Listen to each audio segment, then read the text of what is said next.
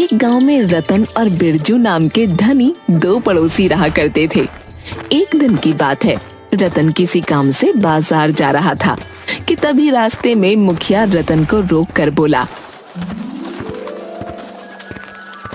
क्या हालचाल है रतन? आजकल बाजार में बहुत कम दिखाई देते हो। ईश्वर की कृपा है मुखिया जी, काम से फुर्सत ही नहीं मिलती, इसीलिए बाजार आने का समय बहुत कम मिलता है। दरअसल मैं तुम्हारे ही घर पर आ रहा था। अच्छा हुआ तुम मुझे बाजार में ही मिल गए। अब तो आपको मेरे घर पर आना ही पड़ेगा मुखिया जी, काफी दिन हो गए आपको मेरी पत्नी के हाथ का चाय पिए हुए। किसी दिन जरूर आऊंगा। अभी मुझे तुमसे एक जरूरी काम था। हाँ हाँ बोलिए मुखिया जी, क्या काम था? रतन, हमारे गांव में कोई अस्पताल नहीं है और इसलिए हम सब गांव वाले आपस में मिलकर के एक अस्पताल बनवाने जा रहे हैं। ये तो बहुत शुभ काम है मुखिया जी, बताइए मैं इसमें आपकी क्या सहायता कर सकता हूँ? अपनी मर्जी से जितनी तुम्हारी हैसियत हो उतना दान तुम दे दो। मुखिया की बात सुनकर रतन ने अपनी जेब से 100 रुपए का नोट निकालकर मुखिया को पकड़ा दिया। रतन, सिर्फ 100 रुपया? मेरी बस इतनी हैसियत है मुखिया जी। इतना कहकर रतन वहाँ से चला गया। मुखिया खराब मूड लेकर सीधे बिरजू के घर चला गया। अरे आइए मुखिया जी, बड़ी लंबी उम्र है आपकी, मैं आपको ही याद कर रहा था।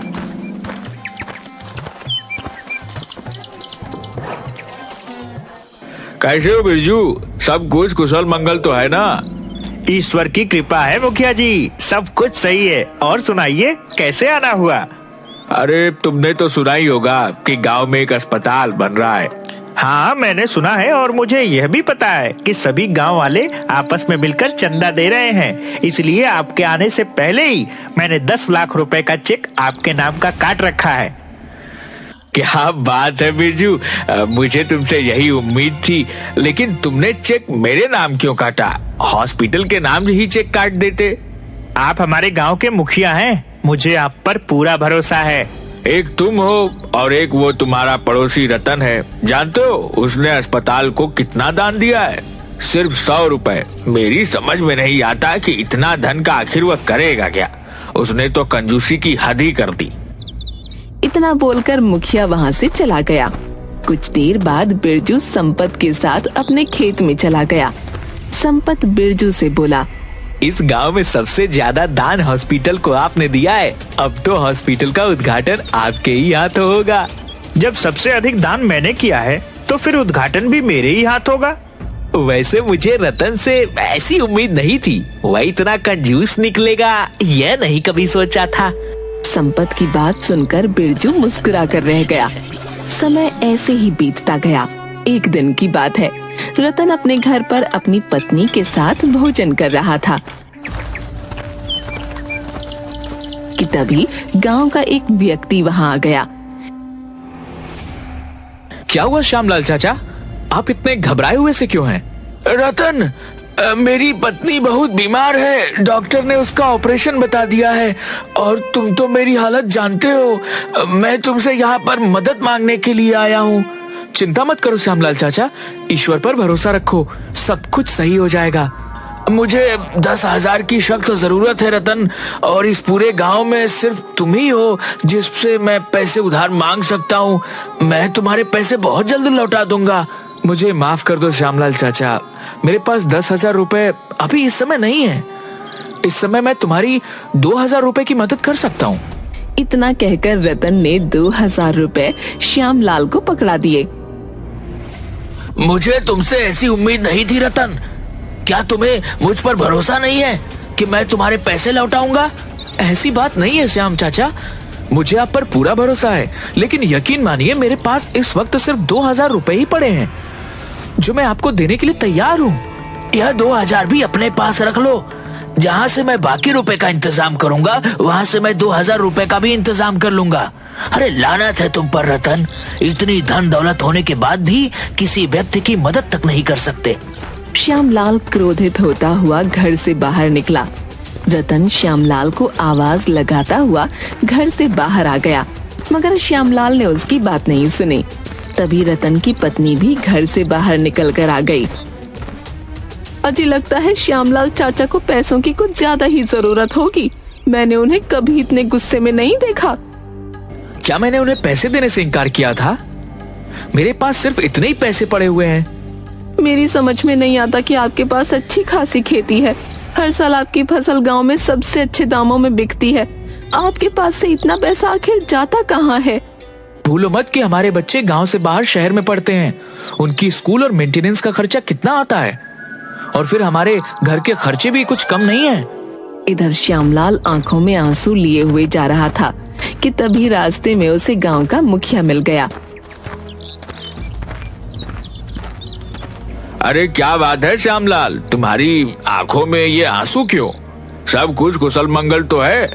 अब क्या बताऊं मुखिया जी, मेरी पत्नी की तबीयत कुछ दिनों से ठीक नहीं चल रही। हाँ, इस बात को मैं जानता हूँ। क्या हुआ, बोलो।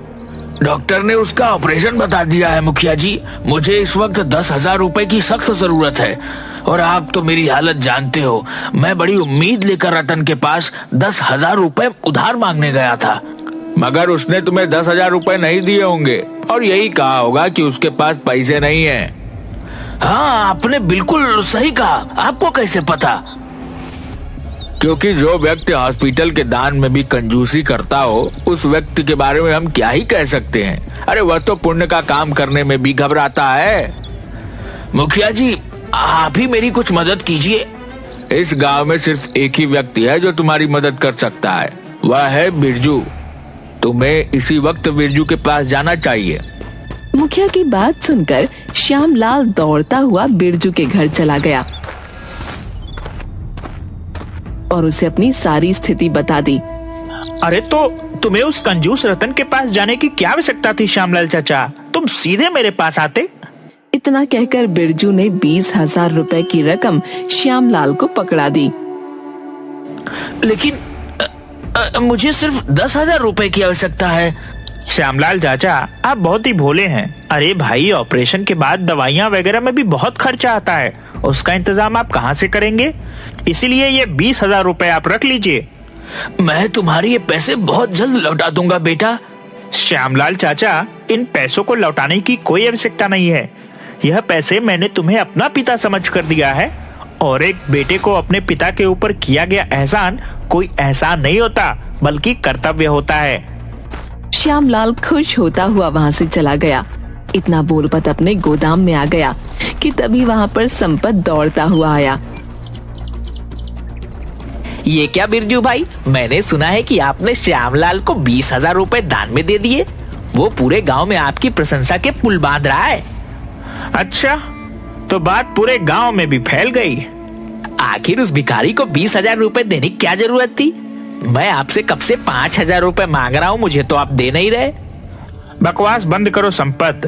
तुम हर महीने अपनी तनख्वाह ले जाते हो, फिर भी अगर तुम्हें पैसे और चाहिए तो मैंने क्या तुम्हें मना किया है क्या? कुछ दिनों बाद गांव में अस्पताल बनकर तैयार हो गया। मुखिया ने अस्पताल का उद्घाटन करने के लिए बिरजू को ही बुलवाया था। सारे गांव वाले अस्पताल के सामने एकत्रित थे। तभी बिरजू की नजर रतन पर पड़ी। अरे रतन, तुम भी अस्पताल को देखने के लिए आए हो? यूं भीड़ में क्यों खड़े हो? रतन भीड़ से निकलकर बिरजू के सामने आकर खड़ा हो गया। रतन, तुम यहाँ क्यों आ गए? कभी तुम्हें ऐसा तो नहीं लग रहा कि हमारा अस्पताल का उद्घाटन तुम्हारे ही हाथों करवाने का इरादा है? नहीं मुखिया जी, मुझे उद्घाटन करने का कोई शौक भी नहीं है। मैं तो बस ये चाहता हूँ कि गांव में अस्पताल जल्दी शुरू हो जाए, ताकि गांव वालों को परेशानी ना हो। हाँ हाँ, पता है, इसीलिए तुमने चंदे में केवल 100 रुपए दिए थे। मुखिया जी, ये बताइए कि अब क्या देरी है? अरे बस डॉक्टरों की टीम यहाँ पर पहुँचने वाली होगी। मुखिया ने इतना कहा ही था कि तभी डॉक्टरों की टीम वहां पहुंच गई।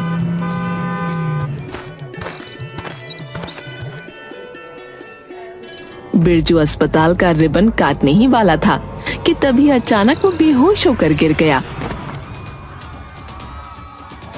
अरे ये क्या हुआ? ये अचानक बेहोश कैसे हो गया?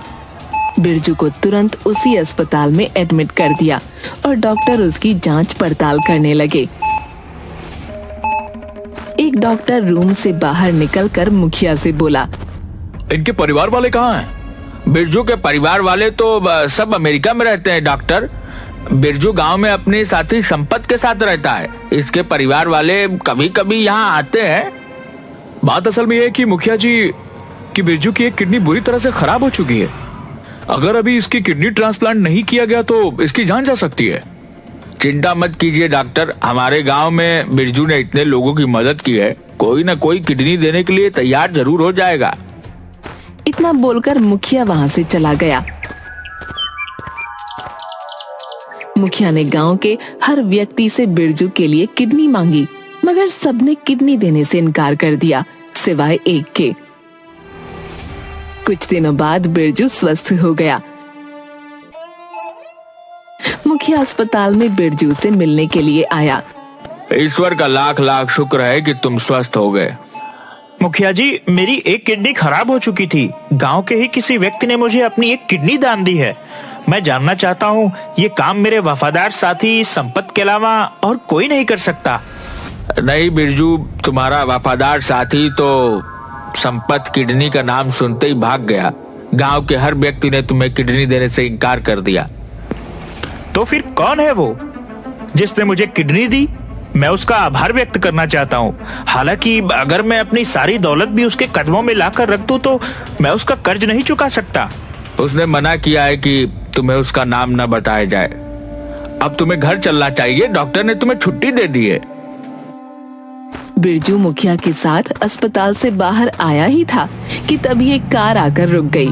उस कार में से एक वकील निकलकर मुखिया के सामने हाथ जोड़ता हुआ बोला, मुझे माफ कीजिएगा मुखिया जी, मुझे आने में थोड़ी देर हो गई। कोई बात नहीं वकील साहब, तो क्या उस महान व्यक्ति का नाम पता लगा? इस फाइल में उस व्यक्ति का नाम और फोटो मौजूद है जिसने अस्पताल के लिए यह पूरी जमीन 2 करोड़ में खरीद कर दान दी है। इतना कहकर वकील वहां से चला गया। मुखिया ने जैसे ही फाइल खोलकर देखा तो उसमें रतन का फोटो लगा हुआ था। ये सब क्या हो रहा है मुखिया जी? मैं काफी दिनों से यह पता लगाने का प्रयास कर रहा था कि जिस जमीन पर यह अस्पताल बनकर तैयार हुआ है, यह जमीन किसने खरीद कर दान में दी है। बिरजू, यह जमीन हमारे ही गांव के व्यक्ति रतन ने खरीद कर दान में दी है। जिसे सारा गांव कंजूस के नाम से बुलाता है, मुझे तो विश्वास नहीं हो रहा कि कहीं ये रतन की कोई चाल तो नहीं। मैं बताना तो नहीं चाहता था, लेकिन अब तुम्हें बता देता हूँ। तुम्हें किडनी देने वाला कोई और नहीं बल्कि रतन है। मुखिया की बात सुनकर बिरजू की आंखों में आंसू आ गए। मुझे रतन के पास ले चलिए मुखिया जी। मुखिया बिरजू को रतन के घर पर ले गया। बिरजू हाथ जोड़ता हुआ रतन से बोला, मुझे माफ कर दो, मैंने तुम्हें कितना गलत समझा। तुमने आखिर बताया क्यों नहीं? तुमने अस्पताल के लिए 2 करोड़ की जमीन खरीद कर दान दी है, और ये जानने के बावजूद मैं कितना गलत हूँ। तुमने मेरा जीवन बचाने के लिए अपनी किडनी तक दान कर दी। सच्चा दान वह नहीं होता बिरजू जो बताकर या दिखाकर किया जाए। सच्चा दान वह होता है जो छुपा कर किया जाए। सच्चा दान वह होता है जिससे किसी का जीवन सफल हो सके। मैं कितना गलत हूँ मुखिया जी। मैं अब तक लोगों को धोखा देता आया हूँ। मैंने अस्पताल में दान भी दिखावे के लिए किया था। सच यह है कि मैं 2 नंबर का काम भी करता था। मैं अपने आप को कानून के हवाले कर दूंगा और अपने पापों का प्रायश्चित करूंगा। अपने पापों के प्रायश्चित करने के लिए तुम्हारा जेल जाना जरूरी नहीं। बिरजू, तुम अभी और इसी वक्त अपने सारे बुरे धंधे बंद कर दो और अपने बुरे धंधे से कमाई हुई सारी दौलत गरीबों को दान कर दो। फिर देखो तुम्हें तुम्हारे मन को कितनी शांति मिलती है। रतन की बात सुनकर बिरजू मुस्कुरा दिया और बिरजू ने ठीक वैसा ही किया। उसने अपने बुरे कर्मों से कमाई की सारी दौलत गरीबों में दान कर दी।